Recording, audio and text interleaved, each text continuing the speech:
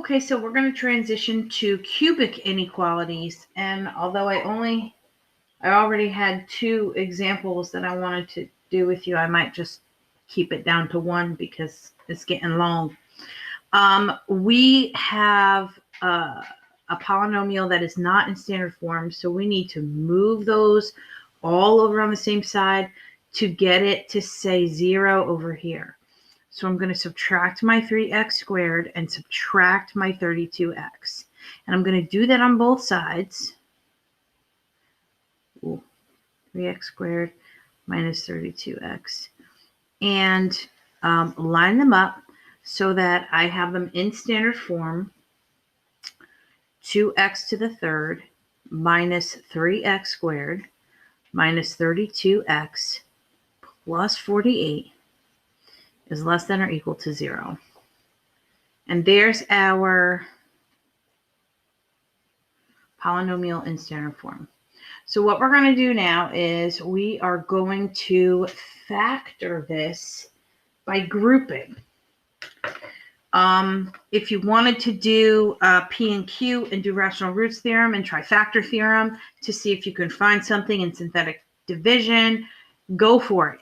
But I am going to crinkle cut this thing down the middle, and I'm going to factor out a GCF on the left side, a GCF on the right side, and then combine them together. So my grouping on the left is x squared, which leaves me with 2x minus 3. Now over here, if I want a 2x minus 3, I have to take out a negative, and the biggest number I can take out is 16,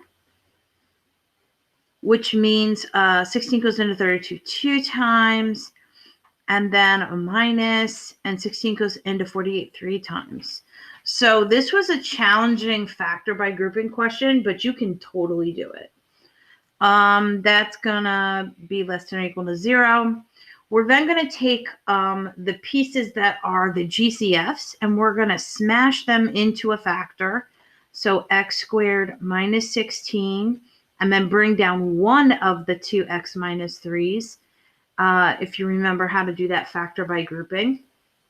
Then we've got a difference of 2 perfect squares here. So we should have an x plus 4 and an x minus 4, and a 2x minus 3. And now we're all factored. So I'm able to solve this for the roots.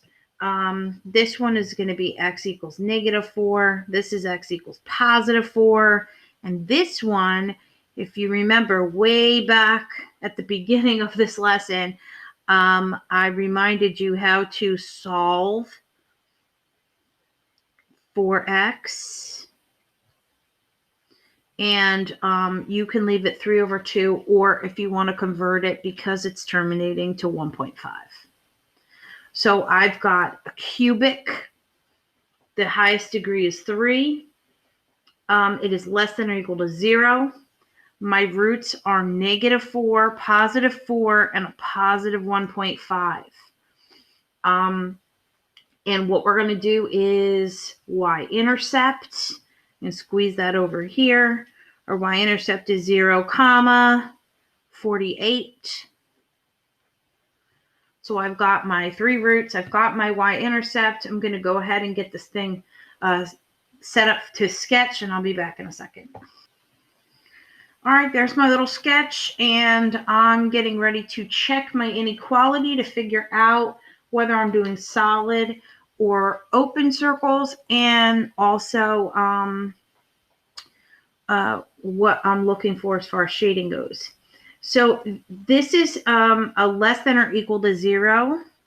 Equal to means that you're going to have a solid dots because of the equal to. So I'm going to put a solid at negative 4, a solid at 1.5, and a solid at positive 4. Nice and solid. Remember that this is a cubic positive a value, which means that this little thing's going to start down on the bottom left and swoop up to top right. 48 is our y-intercept. That's way up here. So let's get started. We're going to go from bottom left. We're going to go up to 48, We got to come down to 1.5, and then we're going to go up through 4. So there's our cubic. Okay, a nice, pretty sketch of our cubic. The other piece of the inequality that we need to know is that it's a less than 0, less than, which means I'm looking for where does this thing dip below the x-axis, what x values make this y less than 0. So where does it dip? Well, it dips between it dips between 1.5 and 4. There's one dip. So this all in here is a solution. It also dips down here, which is before the -4. So the x values that produce those negative y values are anything that's from -infinity to +4. So this is my solution region. It's an equal to, which means we're going to use square brackets, except for our -infinity. That's always going to be a parenthesis, comma, -4 bracket because it's included, union because I have a whole other section, and then this is just bracket with 1.5 comma 4 bracket because these are included. It's between here. That's where it's below the x-axis, which means that the y values are less than 0.